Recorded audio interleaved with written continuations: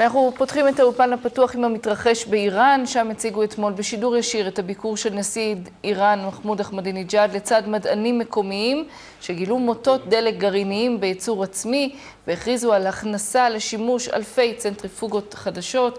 שלום הדוקטור הרולד רוד, לשעבר יועץ שר ההגנה האמריקני לענייני העולם המוסלמי. שלום לך ושלום מנחם נזר, עמיתי חוקר במכון המחקר, מכון פאנלס.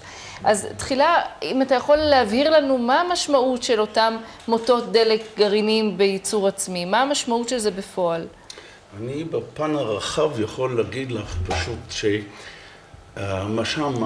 שנגיד משטרות המהפכה האיראני הם אלה שקובעים את הכל, ובעתיד עם המטרה פשוט שיהיה שלום או נגיד שקט עם איראן, צריכים להחליף את המשטר, כי הם אחראים על העניין הגרעיני וכל מה שקורה. כן, אבל איראן גרעינית יכולה להיות מסוכנת גם עם משטר אחר. נכון, אבל העניין הוא שאם נגיד המשטר באיראן רוצה איכשהו להסתדר עם העולם החיצוני, וזה כמו צרפת או אנגליה שיש להם, אנחנו לא כל כך מודאגים.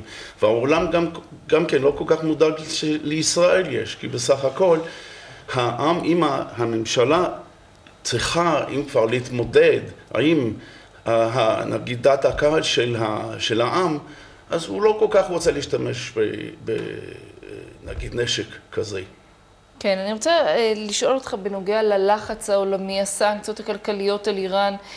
יכול להיות שהעולם דוחף את איראן לאיזושהי נקודה שהיא תצטרך לפעול, לעשות משהו אקטיבי נגד ישראל?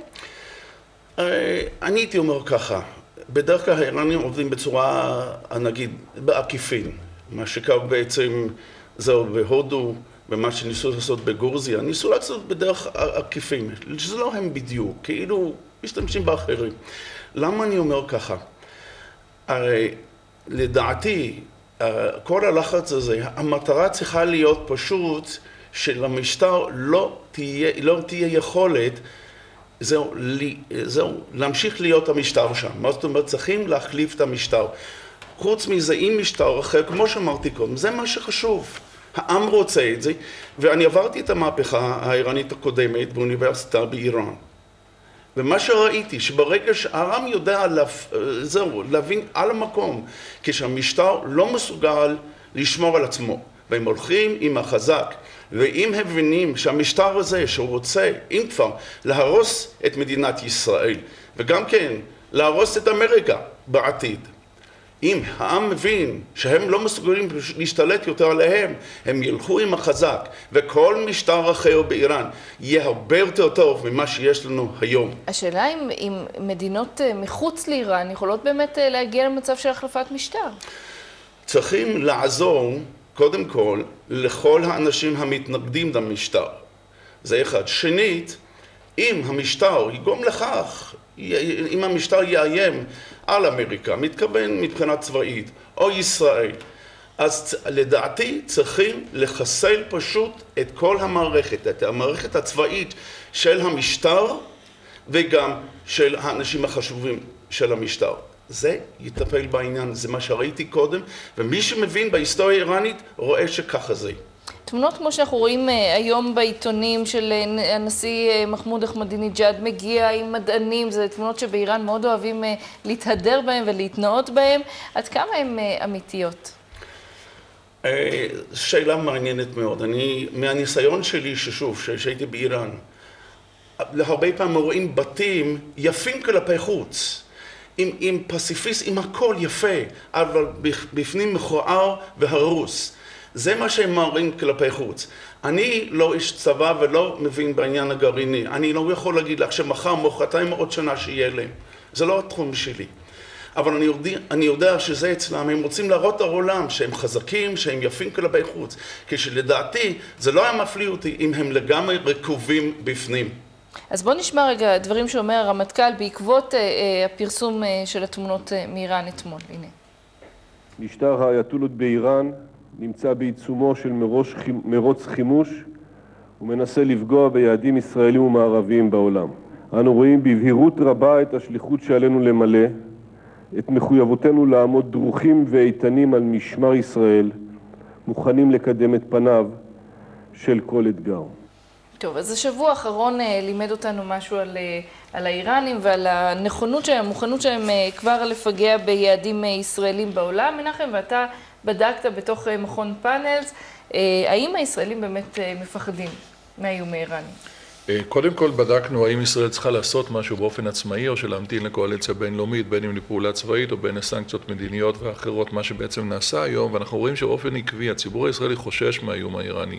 זה מאיים עלינו. אבל הוא חושש בגדול, הוא לא חושש ברמת היום-יום. הוא חושש בגדול, והוא אומר קודם כל לא לפעול לבד. רוב הישראלים אומרים גם השבוע הזה 53% וגם בשבוע הקודם לא לפעול לבד, לפעול בשיתוף פעולה בינלאומי. ישנו שיעור ניכר שאומר כן, אבל הרוב עדיין אומר לא לפעול לבד. כשאנחנו בודקים השבוע לאור גל הטרור, או מה שמסתמן כגל טרור במזרח, האם אתה חושש, האם הישראלים חוששים מתחילתו של גל טרור כזה? אז גם, יש חשש, ולא מבוטל, 16% חוששים מאוד, עוד 44% די חוששים, זה שיעור לא מבוטל של חששות בישראל מפני מה שנראה כתחילתו של גל טרור איראני, ואנחנו זוכרים את מה שקרה בדרום אמריקה בגל הקודם. כן, אבל החששות האלה לא מביאים לידי שינויי תוכניות, נגיד, דרסטיים בשלב הזה. בשלב הזה לא, אולי בגלל שזה התמקד עד עכשיו בפינה מסוימת של הגלובוס במזרח. אז אם אנחנו בודקים בקרב מי שתכננו לנסוע, שאומרים לנו שהם תכננו לנסוע, מתכננים לנסוע בזמן הקרוב, 14% מהם אומרים כן, אנחנו משנים תוכניות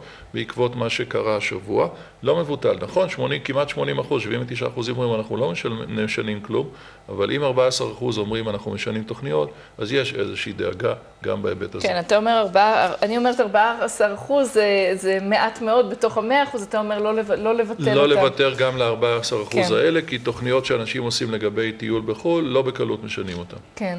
אז אני רוצה לשאול אותך בעצם מה שקורה במצב הנוכחי או בשבוע האחרון, זה שהחיילים בחזית הם אותם שגרירי ישראל בעולם, נכון לעכשיו במזרח. הם היעד. אני הייתי אומר ככה, שכל מקום שהאיראנים רואים חולשה, הם ילכו על זה. ינסו לעשות מה שהם צריכים. כך שצריכים, ישראל צריכה וגם אמריקה צריכים להתכונן. יש גם דאגה שיש בארצות הברית בעיה דומה, שהאיראנים, איפה שיש יהודים, יכולים גם להפציץ, נגיד, יעדים יהודיים, וזה בכל העולם ככה. כן, זאת אומרת, אתה אומר, האיומים האלה עכשיו יוצאים אל הפועל, אבל הם קיימים כל העת. נכון. חומני, כשהוא חזר לאיראן, כשהוא ירד פשוט למסלול הנחיתה, הוא הכריז מלחמה על המערב, על אמריקה ועל ישראל ועל אירופה. אנחנו לא רצינו לשמוע את זה. אנחנו לא רצינו להבין את זה. זה חלק מהמלחמה. אבל העניין הוא שברגע שאיראן מרגישה, או הממשלה האיראנית מבינה שהולכים עד הסוף איתם, הם נסוגים.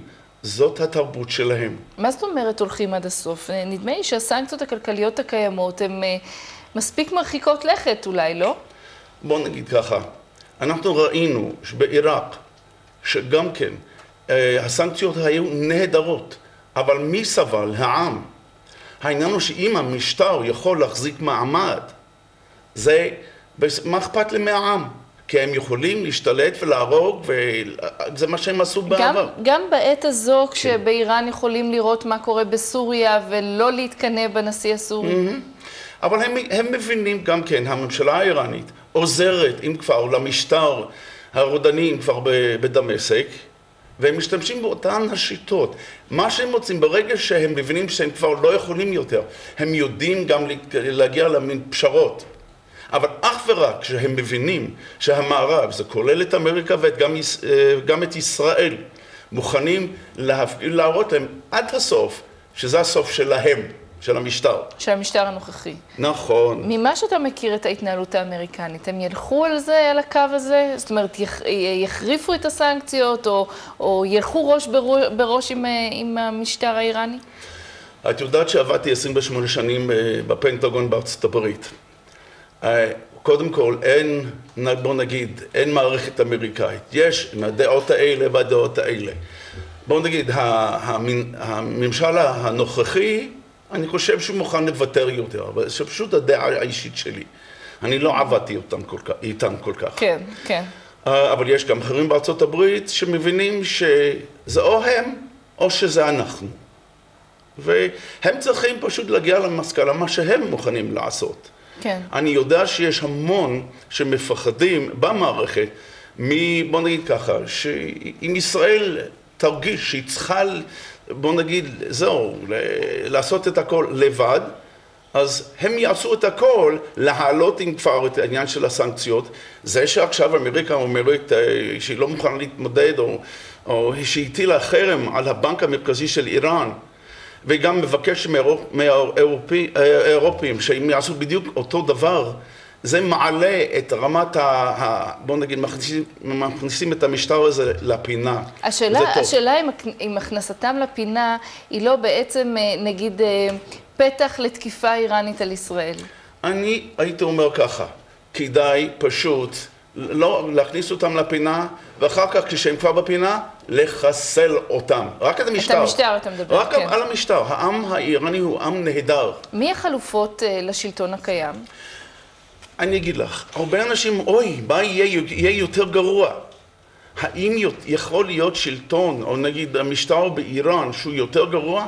המשטר הזה רוצה לחסל את מדינת ישראל. מה יותר גרוע מזה? האם החלופות תהיינה יותר גרועות מאלה? לא ייתכן דבר כזה. במלחמת העולם השנייה הייתה קבוצה באנגליה שאמרה צריכים איכשהו להגיע להסכם עם היטלר, כי אוי ואבוי, יהיו נאצים יותר גרועים. מה יכול היה להיות יותר גרוע? כשאומרים, משהו יותר גרוע, זה תירוץ לא לעשות כלום.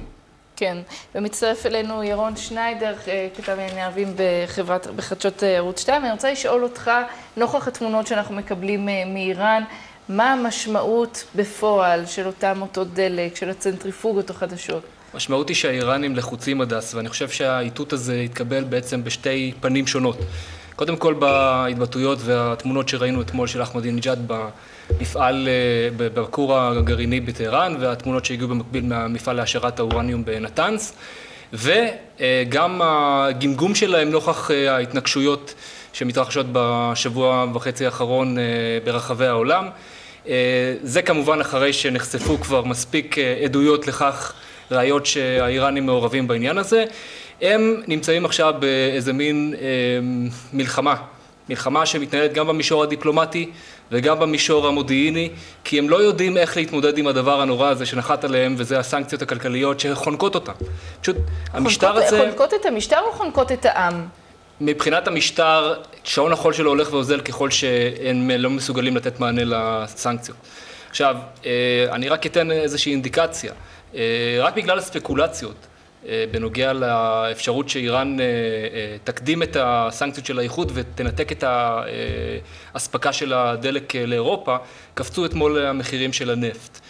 עכשיו, המערב לא מתכוון הרי לחכות בצד ולראות מה יקרה עם הנפט האיראני, כבר מתארגנות חלופות, והם מוצאים את עצמם עם הגב לקיר, כשאין להם בעצם על מי לסמוך, אלא אולי על סין ועל רוסיה, שגם היא כבר עושה כל מיני סימנים שהיא לא מוכנה יותר להמשיך במצב הזה, והמערכה הדיפלומטית מודיעינית הזאת נמשכת כמו שהיא, כשאתמול מבחינתם זה להביא את העניין הזה לשיא, במפגן שרירים, שמאחוריו עומדת התקדמות ממשית שאפשר להצביע על החשיבות שלה לצורך פרויקט הגרעין האיראני, אבל זה לא הדבר האולטימטיבי שהאיראנים צריכים בשביל לנער מעליהם את מה שכרגע מתרחש במרחב הדיפלומטי. לכן אני חושב שאם נסתכל על זה בפרספקטיבה בינלאומית, אז לאיראנים יש כרגע בעיה להידבר, ויש להם בעיה לספק את הסחורה. כלומר, הם לא יכולים לספק את הסחורה שהמערב דורש מהם, הם מעוניינים במשא ומתן עכשיו, בלי שהיות, בתנאים שלהם כדי למנוע עוד החרפה של הסנקציות, ואין להם דרך איך להעביר את הסחורה שלהם, להשיג את המטרות שלהם, אז הם פועלים בשני המישורים האלה. טרור בהסוואה, ומפגן שרירים מול המצלמות. אני רוצה לשאול אותך בעניין הטרור, אנחנו מכירים את ציר הרשע, הוא מגיע עד אלינו. האם מה שקורה בסוריה, ואנחנו נרחיב קצת יותר מאוחר בעניין הסורי, האם מה שקורה כעת בסוריה שובר את השרשרת הזאת, או שהקשר עם חיזבאללה עדיין נמשך? לא, סוריה זה לא משהו שמבחינת האיראנים הוא שובר שוויון. אני חושב לא, אולי זה מפריע לדרך... בהערכה של האיראנים לגבי מה שקורה במזרח התיכון, סוריה זה עניין חשוב, הוא לא חשוב ברמה כזאת שהמשטר האיראני ממש יהיה מוכן להתאבד בשביל שבשאר אסד ישרוד. עכשיו, בכל זאת, אין ספק שמה שקורה כרגע בסוריה זה הרבה מעבר למה שהאיראנים רצו שיקרה בתקופה הנוכחית שהם מתמודדים עם גל של מחאה בסנקציות בינלאומיות. וזה מחליש אותם, זה פשוט מוריד להם נקודות מהקרדיט הכללי שיש להם באזור הזה, במיוחד כשידוע שהם מעורבים ישירות בדיכוי ההפגנות נגד בשאר אסד. כן, השאלה אם תהיה איזו כוונה איראנית לפגוע בישראל דרך החיזבאללה, עמיתיהם, ידידיהם, שותפיהם. קודם כל, גם הקשר עם חיזבאללה הוא לא קשר חד-מימדי. ואמר נסראללה, אנחנו נשמע אותו דרך אגב מדבר שוב הערב. כן, אנחנו תכף נדבר על זה. אמר נסראללה אי אפשר לקחת כמובן מאליו תגובה של חיזבאללה על תקיפה כלשהי באיראן. זאת אומרת, יש כאן משהו שחיזבאללה יצטרך לשקול במעגל הפנימי שלו. זה נשמע קצת מוזר, כי אנחנו התרגלנו לשמוע ולדעת היטב שהחיזבאללה קשור לאיראן, החיזבאללה בעצם עושה דברו של המשטר האיראני בלבנון, אבל עד גבול מסוים. זאת אומרת, גם הבעיות הפנימיות שעכשיו נסראללה מתמודד איתן בתוך לבנון, יש להן מחיר. יש להן מחיר על ההתנהגות של הארגון גם במישור הפומבי, ויכול מאוד להיות שגם מבחינה צבאית יהיו לזה השפעות. אנחנו רק צריכים לראות מה קורה עם סוריה. כן. זאת אומרת, המצב שם הוא כרגע מצב של טקו, וזה עלול להימשך זמן רב. יש אפילו שמעריכים היום בעולם הערבי שזה יהיה סכסוך של שנים. כן. עד שתהיה שם איזושהי הכרעה, אם בכלל, כן. בתוך הזירה הסורית הפנימית. אז תכף אנחנו ניגע בסוריה, אני רק רוצה לחזור אליך דוקטור רוט ולשאול אותך, האם הזרועות האיראניות יכולות להגיע קרוב יותר לישראל, או דרך חיזבאללה, או דרך אל-קאעידה, אולי דרך חמאס? איראן, בוא נגיד ככה, חיזבאללה זה גיס איראני, פשוט הם הקימו את זה. אין להם כל כך הרבה עצמאות. זה אחד. שנית, נגיד, נמל התעופה בדמשק מאוד מאוד חשוב לאיראן.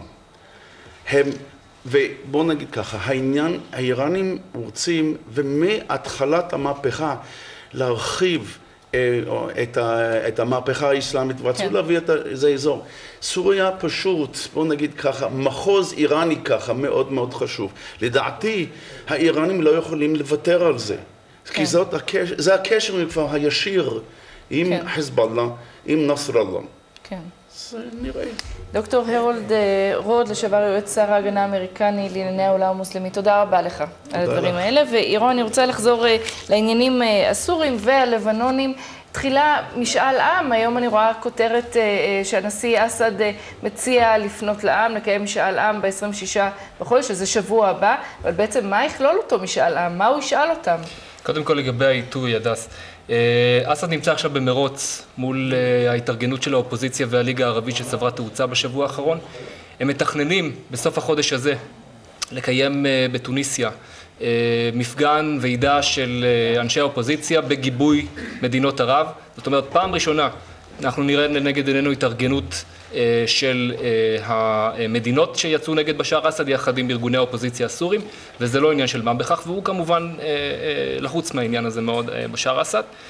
המשמעות היא שעכשיו הוא מנסה כביכול לתקן את מה שהוא כבר הספיק להרוס. כלים דמוקרטיים כמעט. להציג רפורמה שאיך לומר, היא הרבה קוסמטיקה, אבל בעומק לא משנה בכהוא זה את המהות של המשטר.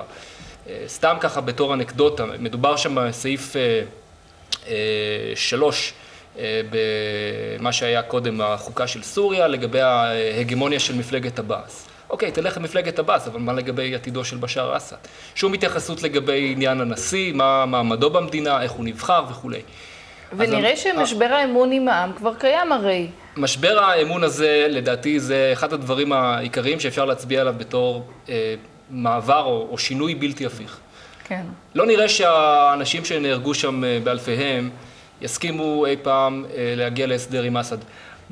זאת ועוד, שבעצם ההסדר הזה מוצע תוך כדי שהמשטר מסלים את הפעילות הצבאית שלו בעיר חומס. כן. וכנראה שאסד שנפגש עם הרוסים בשבוע שעבר, קיבל איזושהי מטריה או קיבל איזושהי אורכה לחסל את ההתקוממות בקומס.